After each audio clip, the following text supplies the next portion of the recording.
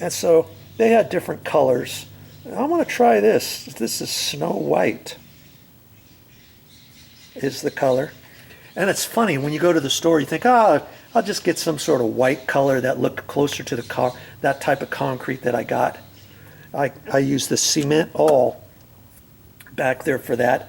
And the stuff doesn't look as dark as regular concrete, you know. And so maybe this will work. But now when I get it out into the light, it almost looks like it kind of has a beige color. I might have gotten the wrong color. And they had like 5 different colors of white, you know, and light gray and all that kind of stuff. And so I got that. What else did I get? I got some screws, 8 by 3 inches, and these are coarse. And these happen to be a gold color.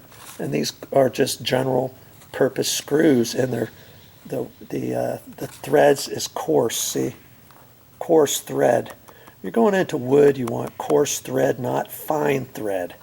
Look at the store. You'd be amazed that lots of these screws, if you don't look, you bring them home and they're fine threads, and you're like, what's the deal? That's because you got the wrong ones. And I always need this stuff around super glue gel. I usually like to get the gel instead of regular super glue. The gel I have a little bit more control over. This happens to be from Gorilla, the Gorilla glues. Okay, and so you see back up to here, I couldn't just screw all this because right here, can you see? I'm gonna have to put a washer and a lag bolt right in there and figure out where the wood stud is, and I already saw it. I already saw exactly where I need to go, and then I don't know, up here, see, I might just put those 3-inch screws, but see, right up there at the top, see how far off that is? Look at that. And that's because that one has split up there. Can you see right there? See how that is split right in half? I'll get out like that. Now maybe you can see how it's coming away. And that one there, I don't know. I may have to put a lag bolt there, and I might have to put a 3.5-inch lag bolt. And see along this edge, you know, I could maybe put some screws, but I'll end up using a lag bolt for sure right up in there to kind of suck that back. There's some nails there, but I can't really, the nails have started coming away. I don't know if you can see them in there or not. See, there's one there. And I'm afraid if I beat on it, I'll get up there and beat on it a little bit, but if I beat on it too much, I may crack that little triangular piece in half, because I think there's already a little crack in it right about halfway up. See where that nail is? Look at that. That piece is cracked. And so I'm going to have to put my bolt lower than that. And then I'll put one up in there too and suck it over. And I got to do the same thing over here. But on this one, before I do that, I'm gonna reach up in there and see if I can't get that little nest or whatever it is there. And I've got a little wire, and I'll bend the wire and figure out how to do that and stuff. See, here's my paddle bits. See, what you call a paddle bit. And this thing used to have a 1-inch in there, and some come with 1/2 inch, 5/8, 3/4, 7/8, 1 inch, and 1 1/8. This set only came up to 1 inch. And I don't know where the 1 inch is, but lucky for me, I only need one big enough for that. See? And so it's probably going to be 5/8 or so. I'll just have to see.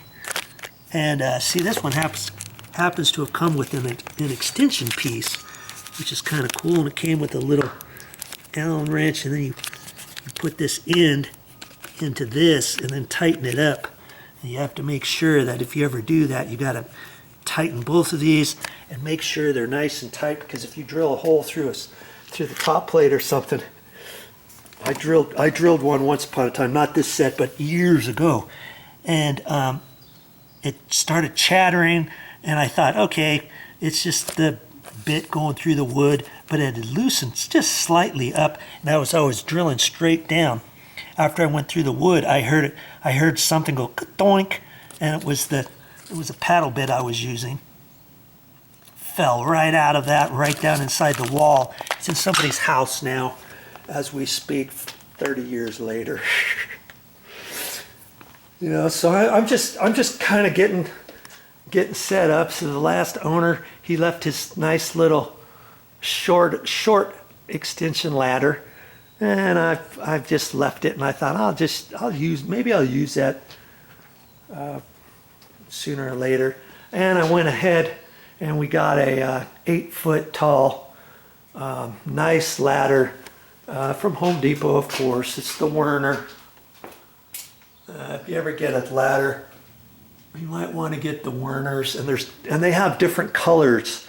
This is basically considered a heavy duty one. They even have one that's heavier than this, and 2 or 3 that are lighter than this. That's why you see you'll see they're yellow, blue, green. This one happens to be the orange, and I'll use that. And we had 10-foot tall ceilings in the house, so 8-foot ladder works great for those.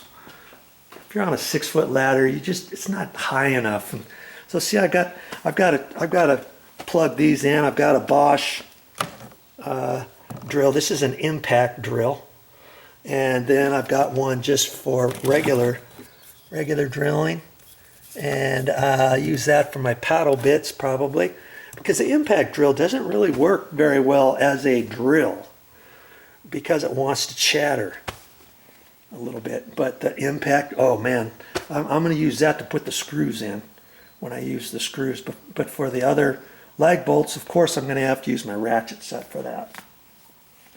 I wonder if I could have, you know what, I might have been able to use this and with the ratcheted, and ran those lag bolts in there with that, because I think I have some little it's kind of like a ratchet set, the socket that fits in the end of this impact, and I might be able to use that. And you know, now that I've got this ratchet set, I'll probably end up using it.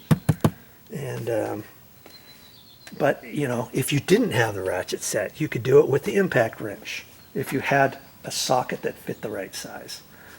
Okay, and so what else do I got? Yes, I've got a couple tool bags here. Here's my trusty nail bag, and I like this. I had a woman, she put these on for me years ago, you know, so that I could carry it like this and put it on that way, take it off that way. It's really good, and it's lasted, for the last 5 or 6 years I've had those on there. And some nail bags nowadays have those. So if you can find one like that, I would suggest getting it, because it helps you put your nail bag on and take your nail bag off, carry your nail bag around, or else you're trying to grab it just with your hands, and if you've got a whole lot of weight in there, it could be very difficult. So I'll use some of that, and of course I've got my trusty eyewear and some gloves and stuff and all that. Okay, so that is going to be my project that I've got to do. And you know, why am I showing you this video? Because I want you to know, if I can do it, of course you can do it too. Save your money. If you feel comfortable enough getting up on ladders and that kind of stuff, you can fix stuff like this, no problem. You don't need to call somebody, a roofer or a building contractor, handyman or something, or anything like that, to fix something like that. You can do it yourself. If a handyman type guy came out here to fix this for you, it's probably 150, 200 bucks probably, or more. Because see, I still have to paint. I got to paint this too after I put the screws on, and then I'll do some nice caulking at the bottom, and then I'll repaint all that, and it'll look good when I get done. Don't worry. Stick around. I'm going to make a video series of these repairs so that you can see, oh, looks pretty good after all. Way to go, Video Joe.